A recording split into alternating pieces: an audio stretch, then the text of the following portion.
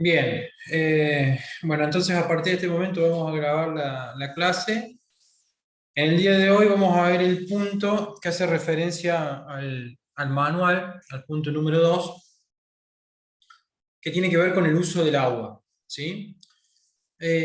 Vamos a ver qué recomendaciones nos da respecto a este punto. Antes de comenzar con la descripción, eh, y de detallar un poco los dos grandes aspectos que encara el documento en cuanto a lo que es la calidad del agua, ¿no? Digamos, va a ser bien diferenciado lo que es el agua que es tanto para consumo humano o para lavar la producción o que es parte del proceso productivo y lo que es el agua para el uso agrícola, ¿no? ¿Qué se imaginan que, digamos, por qué lo encara como un punto en particular a las normas de buenas prácticas al uso del agua? ¿Qué se imaginan? ¿Por qué será?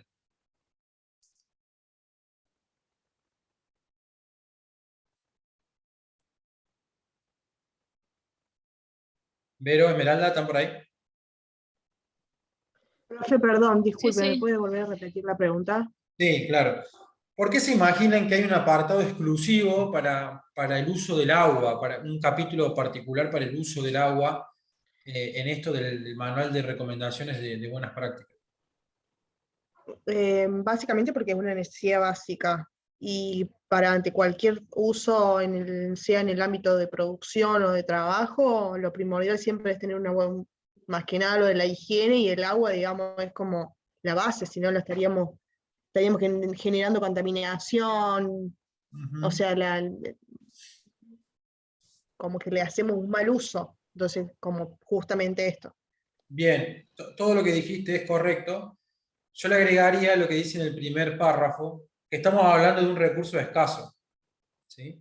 Estamos hablando de un Sí, recurso que se termina y que cada vez más su demanda está siendo controlada, está siendo monitoreada, porque tenemos muchos problemas con el agua. Entonces, es por eso que se hace un tratamiento exclusivo eh, para lo que es el agua en este capítulo, en este manual de buenas prácticas.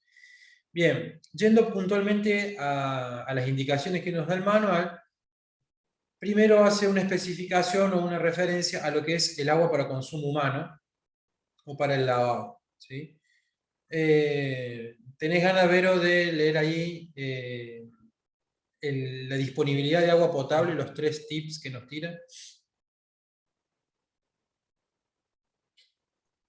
sí, profe. En todas las áreas y zonas de tarea del huerto destinada a la bebida y lavado de manos e higiene del personal, lavados y duchas. Ujú. Para el lavado de equipo e instrumental que están en contacto con los productos de cosecha, sobre todo el consumo fresco, los depósitos deben estar diseñados para evitar y prevenir su contaminación y limpiarse al menos 2 veces por año.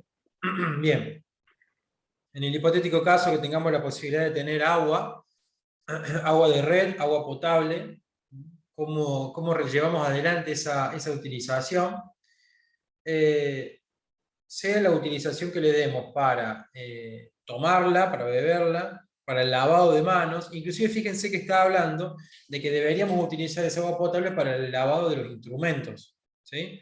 ¿Qué tipo de instrumentos? Bueno, justamente aquellos que están en contacto, y acá volvemos siempre al ejemplo de la huerta, de la granja, ¿sí? Donde tenemos un trabajo manual, artesanal, directo sobre el producto que vamos a consumir. Entonces la recomendación en esos casos es la utilización del agua sobre esas herramientas, sobre esa maquinaria potable, justamente para no contaminar los alimentos.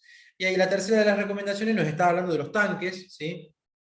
De cómo debemos monitorear la suciedad que hay en los mismos, el control de los mismos, de forma tal de que esa posible contaminación sea erradicada con estas limpiezas mínimamente 2 veces al año.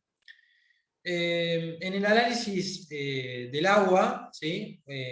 Ustedes conocen, no hace falta estudiar de memoria, digamos, las propiedades tanto físicas, químicas, microbiológicas y de sustancias inorgánicas que puede llegar a tener, pero sí saber que hay un artículo dentro de la ley del Código Alimentario, ¿sí?, que nos establece qué normativas o qué distintos puntos, distintos porcentajes, distintos valores debemos tener de cada uno de estos análisis que estábamos hablando. Es decir, en las propiedades físicas se analiza la turbiedad, se analiza el color, se analiza el olor. En cuanto a las propiedades químicas, su pH. En cuanto a las microbiológicas, el tema de la Escherichia coli, ¿sí? En las sustancias inorgánicas, el arsénico, el cloruro, qué tan dura está el agua, si tiene plomo, nitritos, nitratos, mercurios, etcétera, etcétera, etcétera. Todos esos análisis que se le realizan al agua deberían ser controlados periódicamente, y hay una normativa, repito, que es este artículo del Código Alimentario que nos especifica claramente cómo debe llevarse adelante este tipo de estudios. Ahora bien, cuando estamos trabajando con el agua para el uso agrícola, ¿sí?, ahora ya nos salteamos, por ahí los requerimientos y las especificaciones son un tanto distintas, ¿sí? ¿Tenés ganas, Esmeralda, de leernos qué nos dice con respecto al uso agrícola? Sí, profe. Sí. Es el agua que se utiliza para riego, lavado de equipos, instrumental, preparación de soluciones de fertilizantes y productos fitosanitarios, prevención de heladas y lavado de equipos e instrumental utilizados en trabajos de campo. Debe estar libre de contaminaciones fecales humanas y o de animales, de sustancias peligrosas como metales pesados, arsénicos, cianuros y de microorganismos como bacterias coliformes, parásitos, etc. Por este motivo se debe analizar el agua y detectar las potenciales fuentes de contaminación por cuenca hidrográfica compartida, tales como centros urbanos cercanos, plantas industriales, sitios de tratamientos de aguas residuales, estercoleras, basurales o presencia de abundante forma de vida silvestre. Bien. Recordemos nuestra responsabilidad. Está bien, está bien. Digamos, ahí en el último cuadro nos hace referencia a cómo nosotros somos responsables, en tanto y en cuanto hagamos producción de alimentos para consumo, en esto de la utilización del agua. Sea cual sea el proceso que llevemos adelante, la utilización siempre de agua segura, ¿sí?, libre de cualquier tipo de contaminación. ¿Y por qué es esto? Justamente porque esa agua contaminada afecta a aquello por lo cual nosotros estamos bregando, en el sentido de un alimento inocuo, ¿sí? ¿Se acuerdan de ese concepto? Que es lo que buscamos en todas las cadenas de producción y de comercialización. Cualquier utilización de agua contaminada va a llevar a que cometamos errores en ese sentido. Bien, hay un punto que por ahí ustedes lo van a estudiar en otras materias, que tiene que ver con la necesidad que puede existir o no de utilizar un sistema de riego, ¿sí? Y esos sistemas de riego, para lo que son parcelas pequeñas, granjas, huertas, como venimos conversando, tienen dos metodologías bien diferenciadas, que son por goteo y por surco o riego superficial, ¿sí? Vamos a ver primero por goteo. ¿Tenés ganas, Vero? Sí, profe. El riego por goteo es un sistema que proporciona agua directamente sobre el suelo al lado de la planta. El agua fluye sobre la superficie del suelo, permitiendo, al ser liberada a baja presión, moje el perfil del suelo de una forma predeterminada. Leo las ventajas y las desventajas. Sí, por favor. Bien, las ventajas: mejor aprovechamiento del agua, uso en terrenos con topografía accidentada, pedregosos y de baja filtración, mayor uniformidad del riego, reduce el problema de malezas. Saben lo que es pedregoso, sí. Sí, me da a entender que debe ser una tierra O sea, arcillosa, o sea, sí, tirando como con más a piedra, piedras. digamos. Claro, una tierra que tiene, digamos que la infiltración es baja. Entonces, el componente de piedras, mal llamadas en este caso, es alto. Por eso ese riego por goteo, digamos, se toma como una ventaja esa forma de riego justamente para ese tipo de terrenos. Seguí, por favor. Se puede fertirrigar, aplicar fertilizantes y pesticidas con el agua de riego, mínimo contacto con la parte comestible del cultivo. Desventaja, inversión inicial muy elevada, requiere presurización, tratamiento y filtración del agua, puede ser dañado por animales, adquisición de repuestos, se requiere personal calificado. Bien, y Esmeralda, el por surco. Es un sistema donde el agua se distribuye por surcos en forma superficial a través de surcos o canales. Ventajas. Requiere baja inversión inicial, el agua se mueve por gravitación, por lo que no requiere de energía extra para darle movimiento. Desventajas. Exige cierta habilidad y tiempo de dedicación por parte del regante para lograr una operación eficiente. Se debe tener en cuenta el largo del surco y la pendiente. Este sistema tiene pérdidas de agua por absorción de las paredes del surco y puede producir arrastre de semillas de malezas, insectos, etc.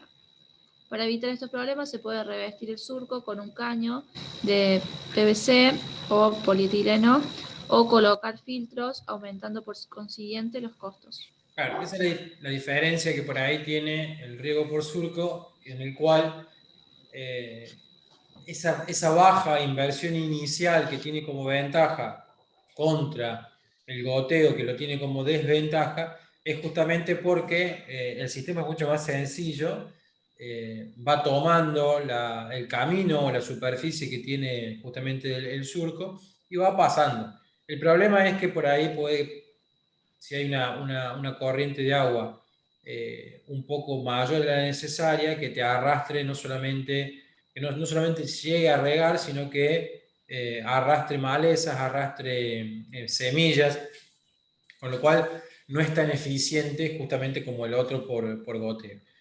Ya si empezás a invertir, a colocar caños o colocar filtros para que eso no pase, bueno, ya obviamente que eso da resultado, pero empiezan a incrementarse los costos. Entonces empieza a tener o a perder, si podemos llamar de alguna forma, a perder esa ventaja que tenía sobre el riesgo por goteo.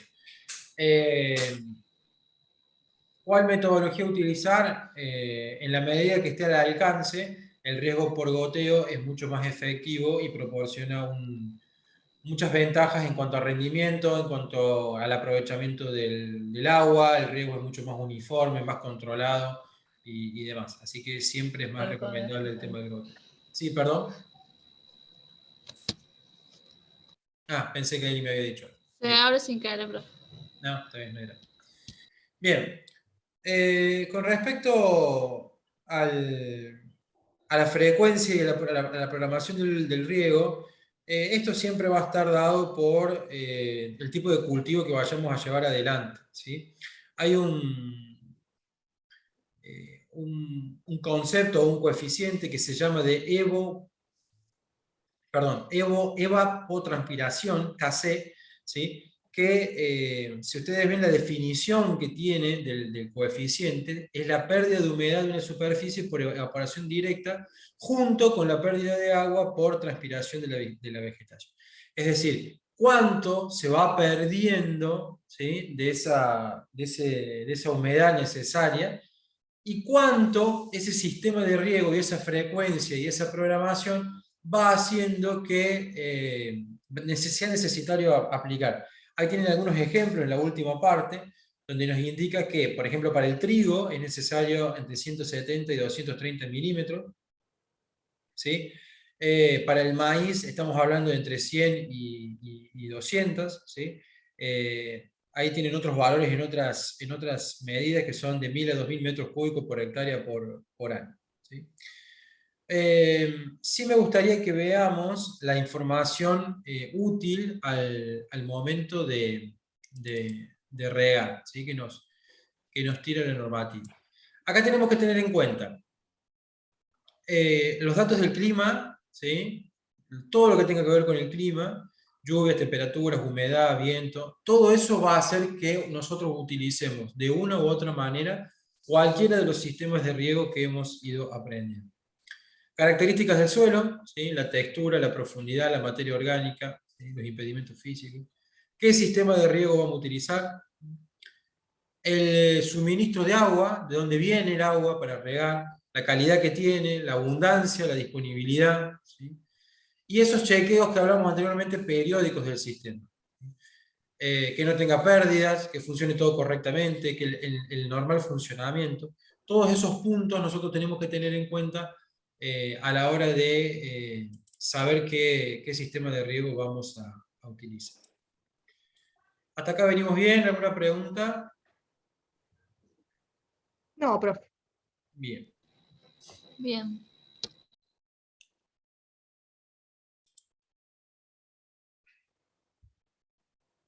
Bien, ¿qué recomendaciones generales nos da el manual respecto a la utilización del agua? Llevar registro del uso, ¿sí? Registrando la fecha, el volumen.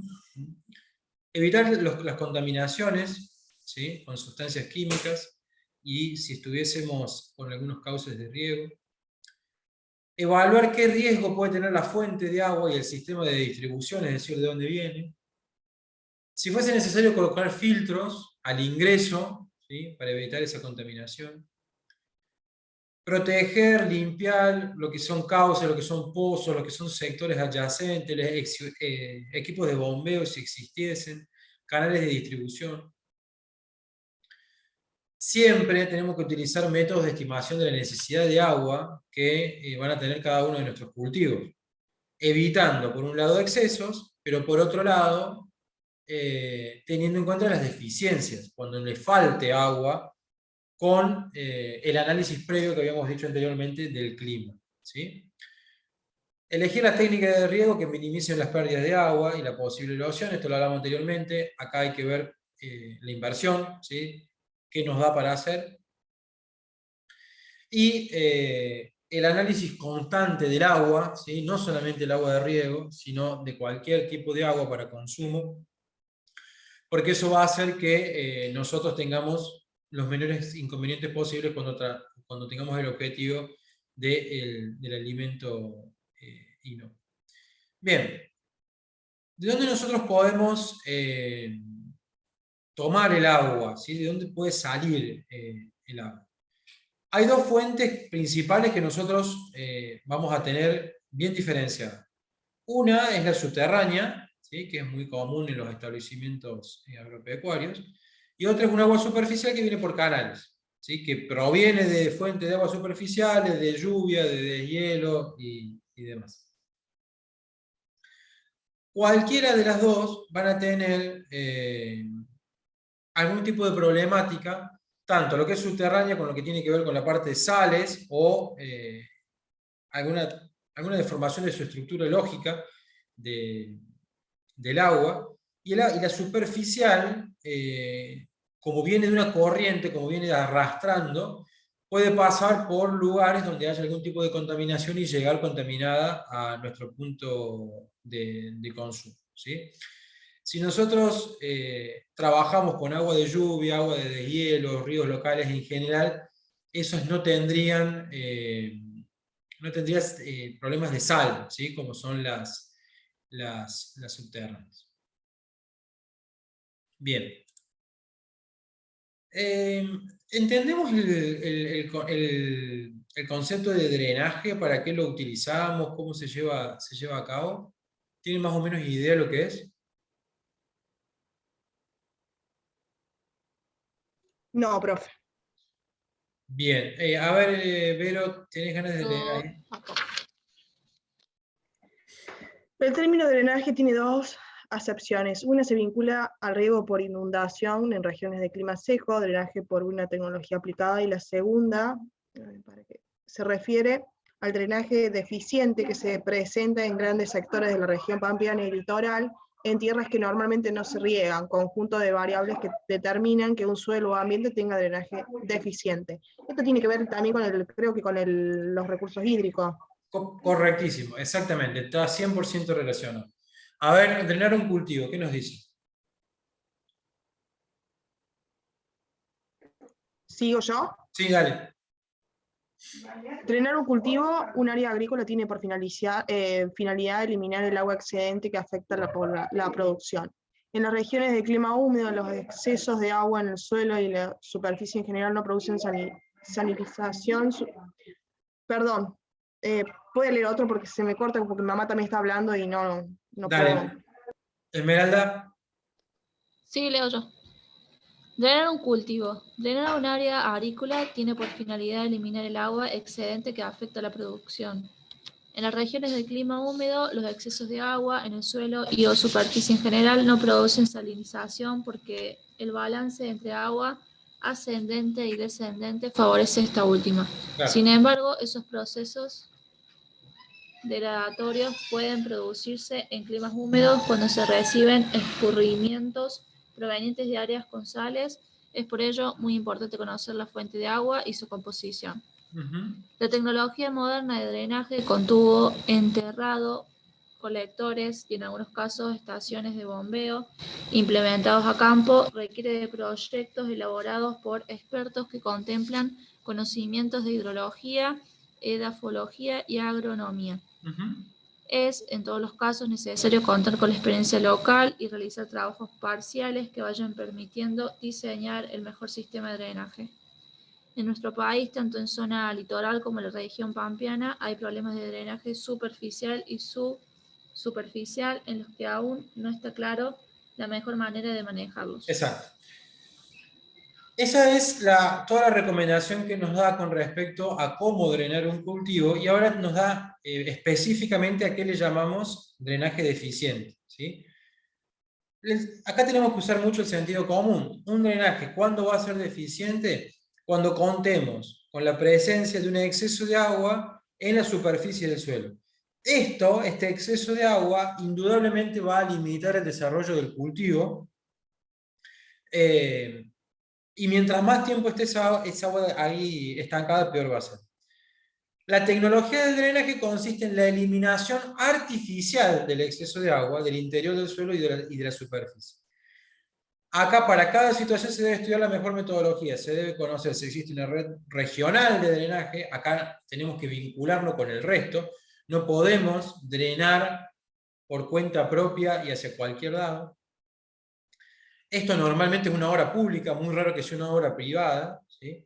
Y está muchas veces conectada por colectores que son naturales, otros que son construidos, y que deben ir recibiendo todos los excedentes que tienen otros lugares que tienen relación con el nuestro. Por esto es, cuando hablabas anteriormente de los recursos hídricos y demás, esto está íntimamente relacionado, o sea, no es un tratamiento que podamos hacer nosotros solos, ¿sí? Por eso hay que averiguar si existe esta red regional de drenajes, cómo llevarlo adelante y cómo nosotros llevar adelante este drenaje.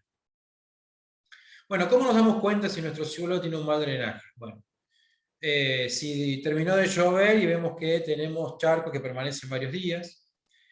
Otra forma, que no tiene que ver con la lluvia, es cavar un hoyo de 60 centímetros de diámetro y de profundidad y se llena de agua.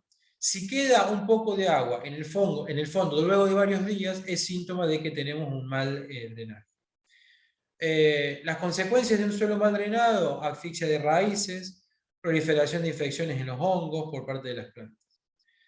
Se suele presentar con mayor frecuencia cuando el suelo es arcilloso, ¿sí? Normalmente en áreas planas o cóncavas, eso es sentido común, y al pie de las pendientes donde se acumula agua que viene de la corriente. El drenaje siempre va a mejorar en el nivel, en la medida que nosotros le creemos pendientes, ¿sí? Pero vuelvo a lo que dije anteriormente, esas pendientes o esos drenajes que nosotros vayamos generando tienen que estar adaptados o tienen que tener en cuenta toda una red, ¿sí?, de drenajes artificiales o naturales, no importa, pero que tenga íntima relación con el resto de los establecimientos que tengamos a nuestro alrededor. Bien. ¿Cómo nos vamos a medir? ¿Sí? Con el tema del uso de agua. Si tenemos registro de los volúmenes de agua utilizados, si tenemos registros del uso y de los cálculos que se hicieron para la utilización, si registramos las actividades de limpieza, de canales, de equipos, de los pozos, si tenemos resultados del análisis de agua que habíamos visto anteriormente, tanto sea potable como de riego, por entes, laboratorios o el establecimiento que tengamos reconocido. Si a nosotros esos análisis de agua no nos dan bien, tenemos que tener los registros de cómo corregimos eso que nos dio mal, ¿sí? ¿Qué hicimos para que eso nos pueda dar satisfactorio? O sea, si el resultado del uso del agua, del análisis de agua, perdón, nos dice que no está apta para el uso, nosotros tenemos que hacer algo con eso, tenemos que corregirlo, ¿sí? Y si tenemos, obviamente, los permisos vigentes para todo lo que es extracción de agua. Lo que hablamos un poco al principio del capítulo, ¿a qué le llamamos buen uso del agua? Que el producto sea inocuo y de calidad, que evitemos que se derroche, evitar la contaminación de la producción y evitar la transmisión de enfermedades hacia el resto de la población. El principal objetivo desde el punto de vista medioambiental es que estamos trabajando con un recurso escaso, ¿sí? Y que tenemos que hacer lo posible para que la utilización sea lo más eficiente.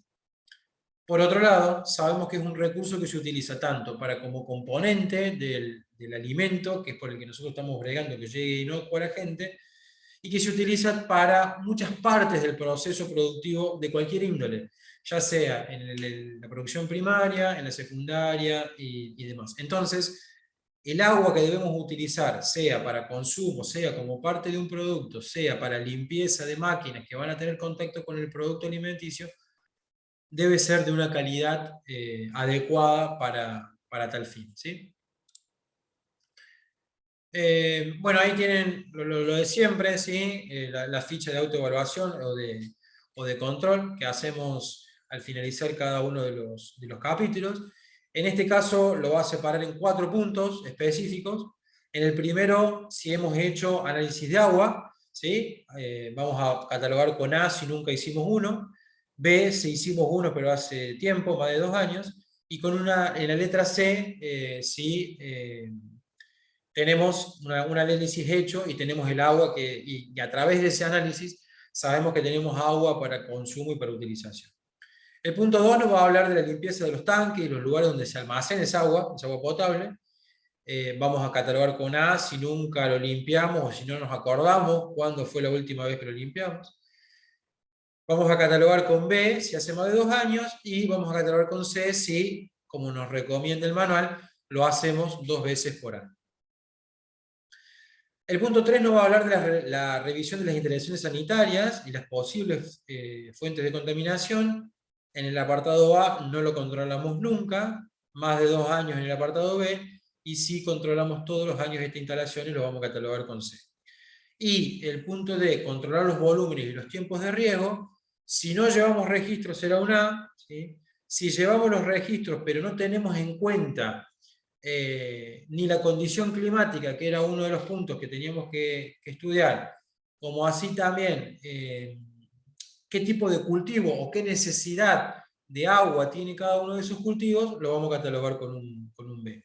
Y si hacemos todo eso, es decir, llevamos el registro y tenemos en cuenta los requerimientos que tiene el cultivo, y además tenemos en cuenta las condiciones del clima para poder programar ese riego, bueno, lo vamos a catalogar con un C.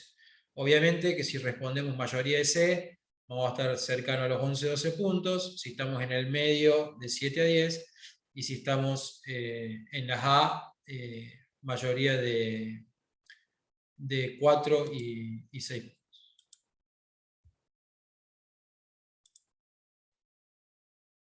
Bien.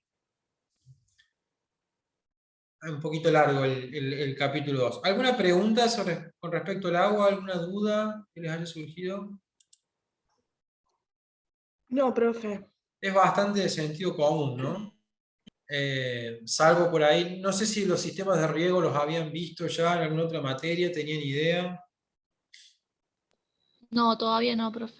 Todavía no vieron nada. Enrique, vos que por ahí tenías otro tipo de conocimiento por tus estudios, el tema de riego, ¿lo habías visto? Sí, sí, algo he visto.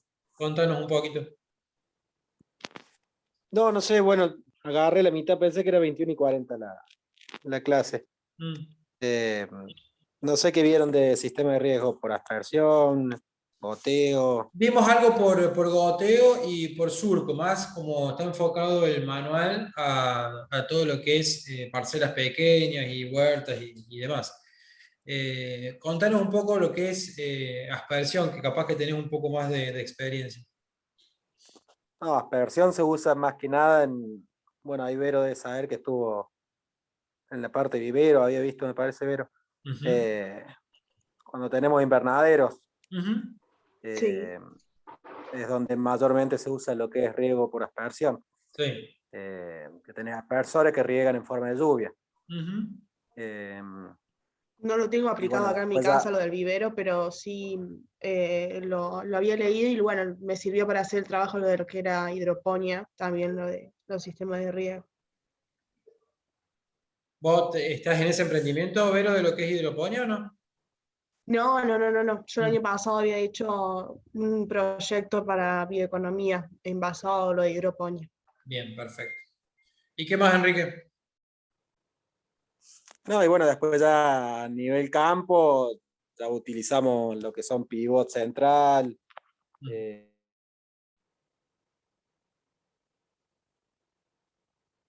eh, o el riego que se sabe ver cuando vamos por la ruta, que tanto forma los círculos de riego. Sí.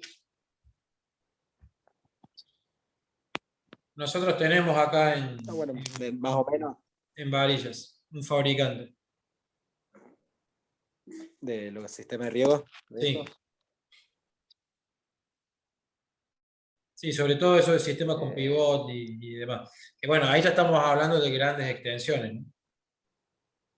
sí, sí, de una escala mayor. De una escala mayor, Y bueno, y exactamente. para la zona del litoral, por ejemplo, con el arroz, que ahí se busca lo contrario, se buscan campos anegables. Ujú. Sí, ahí necesita inundación. Claro. Sí, sí, correcto. Bien, bien, bien, bien. Bueno, ¿alguien avanzó algo con los prácticos? ¿Pudieron ver algo? Bueno, el miércoles la idea era en clase ver un poco las condiciones de esos trabajos prácticos, pero bueno, lamentablemente no pudieron ir. Ustedes, bueno, Vero me avisó que estaba con algunas complicaciones. Eh, la idea era un poco esa. A partir de mañana, ustedes van a tener por aula las condiciones necesarias para cumplir con los trabajos prácticos, tanto como una parte, la monografía, como lo que es la presentación en PowerPoint, ¿sí? La presentación en Vale, PowerPoint profe. son recomendaciones que se les va a dar para que puedan hacer una presentación amena, eficiente, que no sea aburrida y demás. Sí, las recomendaciones que le va a dar en cuanto a la monografía ya son un poco más estructuradas, ¿sí? Por ahí se pasan de estructurada, pero bueno, justamente la idea es esa, de que puedan desarrollar una monografía con todos los lineamientos que ahí están enunciados, para, bueno, luego, después si sobra, no hay problema, pero tratar de focalizarse lo que más puedan en hacer un trabajo prolijo y bien estructurado, ¿sí? Esa va a ser un poco las dos recomendaciones que les voy a subir mañana para que puedan ir avanzando con los prácticos. ¿Alguno ya eligió tema, vio algo, tiene alguna idea de qué es lo que va a hacer? Yo me entero ahora, profe, así que nada. Ya me voy a fijar bien. Bueno, Vero, Enrique, Sole. No, nosotros también nos estamos enterando, profe. Bueno, creo que en Y las... también me estoy enterando, no sé. ¿Cómo, Vero? Que sí también me estoy enterando, digo, o sea, había comentado lo de la monografía y todo, pero digo, o sea, bueno, nos tenemos que basar en buscar y todo ahora seguramente. Pero yo les había dicho que íbamos a hacer un trabajo práctico sobre alguno de los puntos del manual. Sí, eso Sí, lo había sí, dicho, eso lo sí, había sí, sí. comentado, pero no Ah, quedó ahí. bien, bueno. Claro, claro. Bueno, yo esta misma noche o mañana temprano les voy a subir esas condiciones y la idea es que ya empiecen a pensar sobre qué lo van a hacer, ¿sí? Más allá Bueno, de que del manual hasta ahora vimos 2 puntos, nada más, ustedes tienen la posibilidad de ver para adelante cuáles son todos los puntos que vamos a ir viendo, ¿sí? El trabajo práctico no va a ser presentado hasta después de que terminemos todos los puntos, ¿sí? Eso está claro. Pero tampoco quiero que terminemos todos los puntos y ustedes ahí elijan el trabajo práctico, ¿sí? Elijan el tema. Si lo tienen elegido de antemano, pueden ir acompañando el desarrollo de todos los puntos con el trabajo práctico. ¿Se entiende?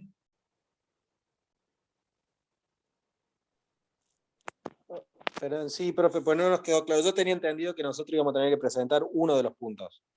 No, Eso es lo que yo había entendido no en las primeras necesariamente. clases. No, no necesariamente. Vos podés presentar un trabajo práctico del tema que quieras, vinculado, y a lo mejor puede estar relacionado con 3 puntos distintos